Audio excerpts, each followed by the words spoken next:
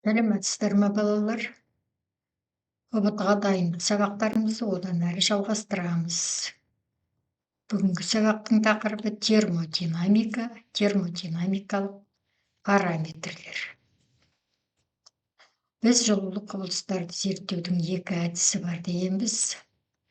Соның бірінші әдісі МКТ менен жылулық құбылыстарды зерттеуді қайталап шықтық. Енді жылулық құбылыстарды термодинамика әдісіменен зерттеуді қайталайтын боламыз. Термодинамика энергияның түрленуіне қатысты жалпы заңдарға негізделген жылулық процестер туралы ғылым. Яғни термодинамикада жылулық процестерді энергияның сақталу заңы негізінде қарастырылады. Енді термодинамикадағы маңызды ұғымдардың бірі термодинамикалық жүйе. Термодинамикалық жүйе дегеніміз жылулық құбылыстар қарастырылатын кез келген дене немесе денелер жиынтығы. Мысалы, қоршынның астындағы газ, ыдыстағы су немесе бір кесек тас бәрі де термодинамикалық жүйеге мысал бола алады. Термодинамикалық жүйе оқшауланған жабық немесе ашық жүйе болып бөлінеді. Жабық жүйе сыртқы ортамен ешқандай зат алмасуда, энергия алмасуда болмайды. Ондай жүйені жабық жүйе деп атайды. Ал ашық жүйе сыртқы ортамен зат алмасуда, энергия алмасуда бола алады. Біз осындай екі түрлі жүйедегі жылулық процестерді қарастыратын боламыз алдағы уақытта. Термодинамикадағы энергетикалық шамалар қандай шамалар? Біріншіден, ішкі энергия, термодинамикадағы жұмыс және жылу мөлшері деген үш энергетикалық шаманың байланысы осы термодинамикада қарастырылады. Бұл шамалар қысым, көлем, температура сияқты макроскопиялық параметрлерге байланысты анықталады. Дененің ішкі энергиясы дегеніміз не? Дененің ішкі энергиясы дегеніміз оны құрастыратын барлық микробөлшектердің хаостық қозғалысының кинетикалық энергиясы менен олардың әсерлесуінің потенциялық энергиясының қосындысына тең. Бір ғана бөлшек, дененің құрамында бір ғана бөлшек емес, сансыз көп бөлшектер болатындықтан бір бөлшектің кинетикалық және потенциялық энергияларының қосындысын сол бөлшектердің санына көбейтсек, берілген термодинамикалық жүйенің ішкі энергиясын анықтай аламыз. Мысалы, мына ыдыстағы судың ішкі энергиясын тап осы әдіспен анықтаймыз. Мына жерде оның молекулалары көрсетілген. Енді идеал газ дегеніміз, бұл жерде біз идеал газдың ішкі энергиясы деген идеалдандырған объектіменен жұмыс жасайтын боламыз. Идеал газ дегеніміз өзара әрекеттеспейтін, көлемі шексіз аз, абсолют серпімді шариктер болып табылатын молекулалардан тұратын газ дейді. Яғни молекулалар өзара әсерлеспейтін болғандықтан, жаңағы алдыңғыда айтқан молекулалардың тек қана кинетикалық энергиясы бойынша ішкі энергияны анықтаймыз. Потенциялық энергиясын жоқ деп есептейміз. Сондықтан ішкі энергияны, кинетикалық энергияны молекулалардың санына көбейту арқылы табамыз. Молекулалардың үдерімен қозғалысының кинетикалық энергиясы мынандай формуламен анықтайтынымызды бұрыннан білеміз. Молекулалардың санын мына формуламен анықтайтынды білеміз. Осы мына жердегі ішкі энергияның өрнегіндегі кинетикалық энергия мен молекулалар санының орнына мына формулаларды қойып ықшамдасақ, біз ішкі энергияны есептеудің формуласын аламыз. Бұл формула Менделеев Клапейрон теңдеуіне ұқсайды, тек алдында 2-ден 3 деген коэффициент бар. Немесе мына М бөлінген М деген мөлшерді береді. Сондықтан ішкі энергияны νRT деген формуламен анықтауға болады. Есептер шығару кезінде біз бұның тағы бір формуласында жерге жаза аламыз. Мынау μ(rt) дегеніміз менделеев клапейрон теңдеуі бойынша ПV көлемі қысымның көбейтіндісі. Сондықтан мына нені, ішкі энергияны 2/3 ПV деген формуламен есептеуге болады. Енді бір атомды идеал газдың ішкі энергиясын мына жерде жазылған екен. Мына формуламен немесе мына формуламен де есептеуге болады.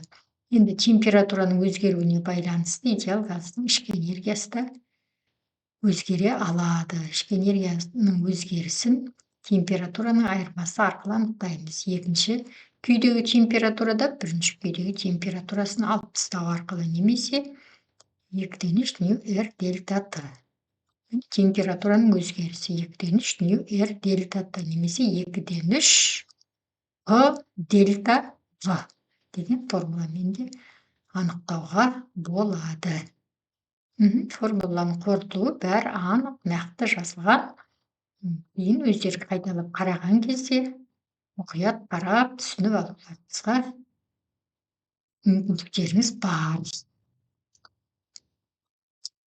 Енді біздің идеал газымыз бір атомды газ, екі атомды газ, үш немесе көп атомды газ болып бірнеше түрлерге бөлінеді. Бір атомды газға не жатады? Бір атомды газға көбіне молекулалар емес, тек қана атомдардан тұратын газдар жатады. Мысалы, атомдық күйде болатын инертті газдар, гелий, аргон, неон, криптон, ксенон деген газдар көбіне есептерде гелий, аргон, неон деген газдар беріледі. Кейде бір атомды газ деп айтылады, кейде газдардың аты айтылады. Аргон, неон, гелий деп ол газдардың атына қарай біз оның бір атомды немесе екі атомды газ екендігін өзіміз айыра білуіміз керек. Енді екі атомды газдарға сутегі, оттегі, азот деген екі атомнан бір молекула болып құралатын газдар жатады. Олардың ішкі энергиясында есептеуде алдындағы коэффициент 2/5. Үш және көп атомды газдардың ішкі энергиясын 2/6 деген коэффициент арқылы есептейміз. Үш және көп атомды газдарға көмірқышқыл газ СО2 бұл үш атомды газға жатады. Одан басқа да анау метан, тағы сол сияқты газдар көп атомды газдарға жатады. Олардың ішкі энергиясын мына формула бойынша есептейміз. Мына жердегі формулалардың бір-бірінен айырмашылығы 3, 5, 6 деген сандарда. Бұлар молекулалар мен атомдардың еркіндік дәрежесі деп аталады. Бір атомды газда 3-ке тең, екі атомды газда 5-ке тең, көп атомды газдарда 6-ға тең.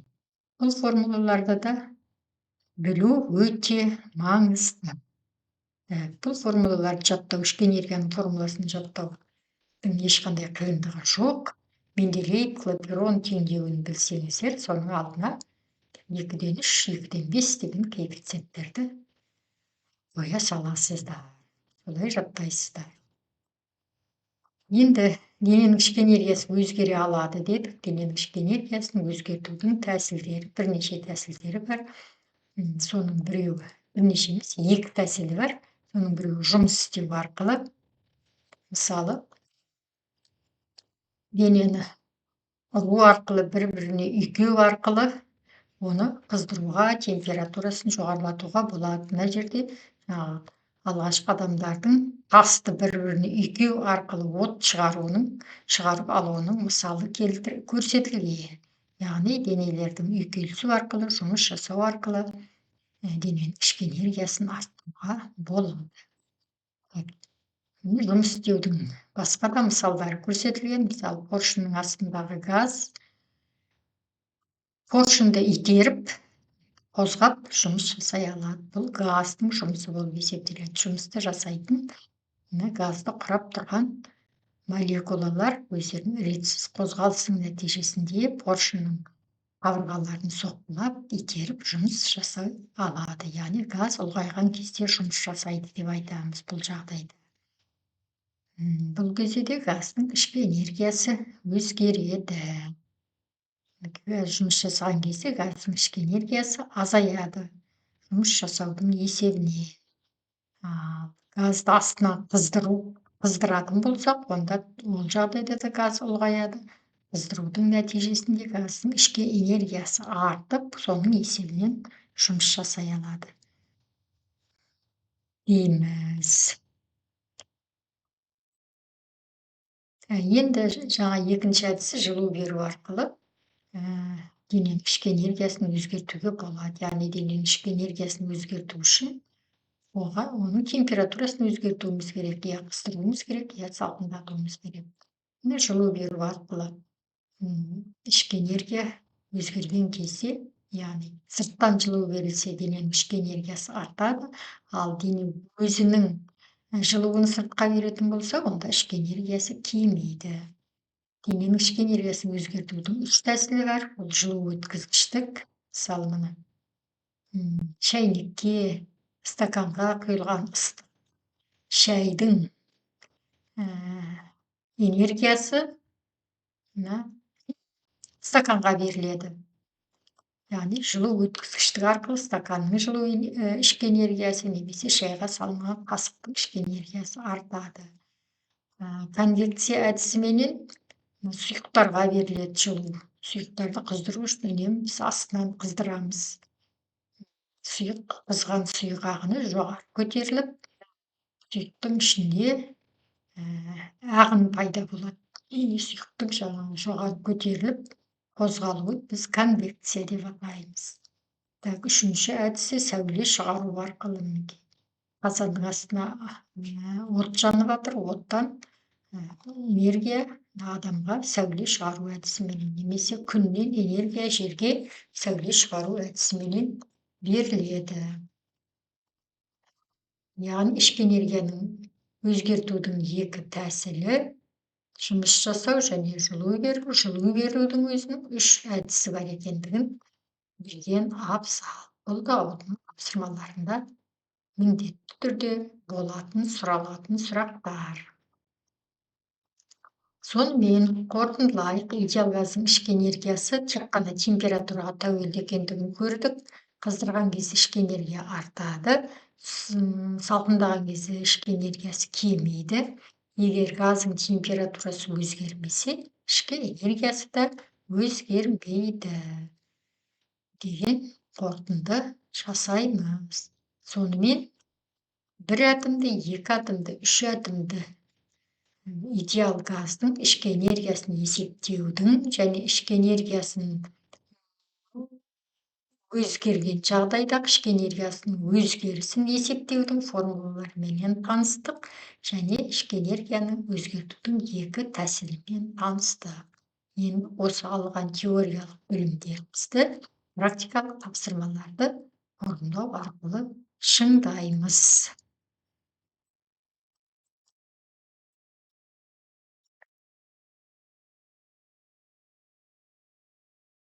Міне практикалық тапсырмалар.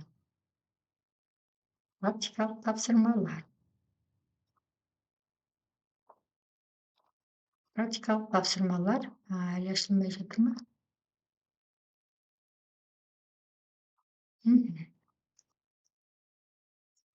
Практикалық тапсырмаларды алдайық.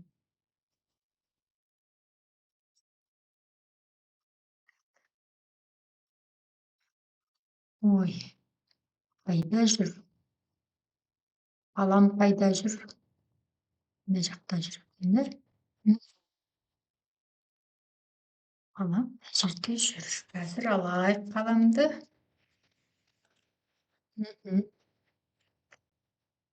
400 кельвин температура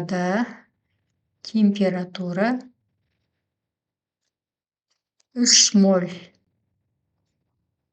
газ, 1 атомды идеал газдың ішкі энергиясы. Ішкі энергия тең болады. 1 атомды газ болса, 2-ден 3 мю R Т тең болады. 2-ден 3 мю дегеніміз 3 моль R 831 көбейтілген Т 400. тең болады. 2 мен 400 қысқартамыз. 200 9 9 8-ім 72, 72-ні 2-ге өткенде 14. Шамамен мына тұрған жауап шығар. 14.961 доллар. Бұл жерде ешқандай қиындық жоқ. Формуланы білсек болды. Бір атомды идеал газдың ішкі энергиясын есептеудің формуласы. 2-ден 3 нью РТ. 400 кельвин температурадағы 4 грамм сутегінің массасы ішкі энергиясы неге тең? Малярлық массасы мынау берілген. Ішкі энергияны есептеудің формуласы 2-ден 3. Енді массасы берілгендіктен, мольдық массасы берілгендіктен формуланы былай жазамыз. 2-ден 3. Массасы 4 грамм. Мольдық массада 2 грамм моль дейді, сондықтан килограммға айналдырмадық. Килограмм мольде артық жұмыс жасамай. 831 көбейтілген температура 400. 4 пенен мына екеуі кетті. 831-ді 3-ке көбейтсек 25. 25-ті 25 4-ке көбейтсек 10.000-да 31 бар үстінде, сонда шамаменен 12.465 джоульға келеді. Ауызша есептеп жатырмын. Так, енді келесі жаңа бетті ашу керек. Ол үшін бұлай жасаймыз, бұлай жасап, жаңа бетті ашып, жерге қарындаштың ұшын келтіріп алайық. 2 моль газ деген ол мөлшер, нью. Температурасы 100 кельвинге артты. Ішкі энергияның өзгерісін тапты. Мынау температураның өзгерісі дельта Т. Ішкі энергиясы қаншаға өзгерді дейді. Өзін сұрап атқан жоқ, ішкі энергияның өзгерісі болғандықтан дельта У дейміз. 2-ден 3 нью Р дельта Т. 2-ден 3 көбейтілген 2 көбейтілген 831 көбейтілген дельта Т 100. Кетті 2 мен 2. 25, оны 100-ге көбейтсек 24, 2493,5. 2493,5 джоуль. Өзгерісі осындай болды. Енді мынау ішкі энергияның ішкі энергияны өзгертудің әдістеріне берілген. Төменде келтірілген жағдайлардың ішінде жүйенің ішкі энергиясы механикалық жұмыс есебінен өзгере алады. Дұрыс емес жауап табыңыз дейді. Соғу кезіндегі қорғасын кесектің қызуы. Бұл ішкі энергияның жұмыс есебінен өзгеруі. Соққан кезде қызады. Станокта өңделген кезінде бөлшектің қызуы бұл да жұмыс жасаудың есебінен жүреді. Теңіз суының дауылдан кейінгі қызуы да бұл да жұмыс жасаудың есебінен. Ыдыстағы ыстық шайға салынған қасықтың қызуы бұл жұмыс жасау есебінен емес, жылу берілудің есебінен болады. Олай болса, біз осы жауап таңдаймыз. Механикалық дұрыс емес жауапты табыңыз дейді. Яғни, жұмыстың есебінен өзгермейді. Жылу берілу арқылы өзгеретін әдіс деп тұр. Енді дененің ішкі энергиясы өзгеретін жағдайлар дейді. Энергиясы өзгеретін жағдайлар. Суық суға сол температурадағы қасықты салу. Бұл кезде ішкі энергия өзгермейді. Қасық пен судың температурасы бірдей. Температураның өзгерісі жоқ. Штативке бекітілген мыс сымды қыздыру. Осы дұрыс жауап болуы мүмкін. Басқа жауаптарды қарайық. Штативке болат сымды бекіткен кезде ішкі энергия өзгермейді. Стол үстіне кітапты қою, ішкі энергия өзгермейді. Ой, мынау әлі жартысы көрінбей қалған екен ғой. Қозғайып.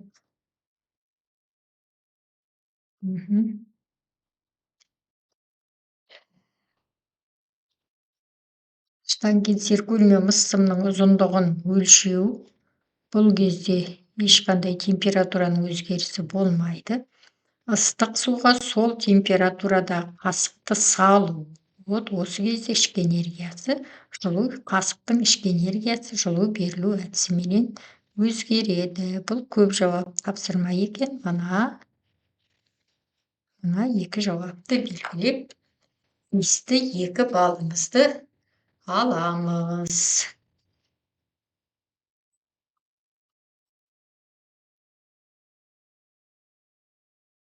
Әрі қарай плитада қыздырылатын шәйнектегі суға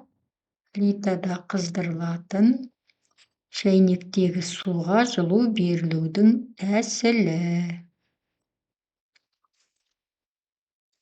Қайда кетті? Таппай қалдым. Міне. Плитада қыздырылатын шәйнектегі суға берілудің жылу тәсілі. Сәуле шығару емес. Сәуле шығару тәсілімен берілмейді. Конвекция, жылу өткізгіштік деген бар. Жылу өткізгіштік және конвекция. Көз алдымызға елестетеміз. Плитада газ плитаның үстінде тұрған шәйнекті.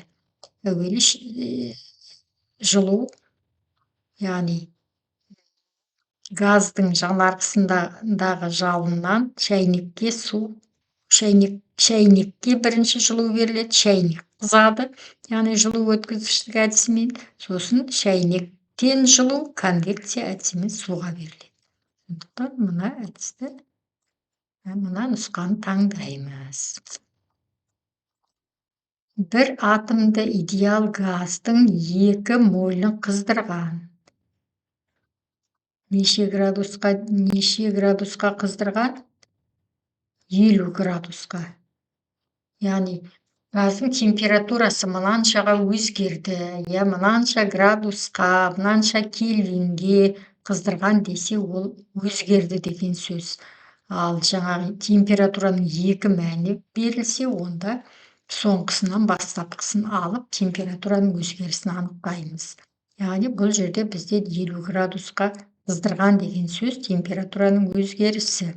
Енді мынаны ескеріңдер, балдар. Біз жай градус болған кезде, жай бір ғана температура болған кезде, өзгеріс емес температура болған кезде градусты кельвинге айналдырамыз, 273-ті қосып. Ал температураның өзгерісі болған кезде, біз ештеңені қоспаймыз, 50 градус дегеніміз 50 кельвин болады. Оны өздерің есептеп, көздеріңді жеткізуге болады. Яғни температураның өзгерісі кезінде градус пен кельвиннің сан мәндерінің бірдей болатындығын. Сонымен жерден есептейміз. Дельта У тең болады. Бір атомды идеал газ деп тұр, 2-ден 3. Нью R дельта Т деген формуламен есепке қоямыз. Дельта У тең болады. 2-ден 3, ньюіміз 2, 831 көбейтілген 50 тең болады. 2 қысқарды, 25 25-ті 5-ке көбейтсек, 25-ті 5-ке көбейтсек, ол 1662 дейді. Деген жауап бар ма?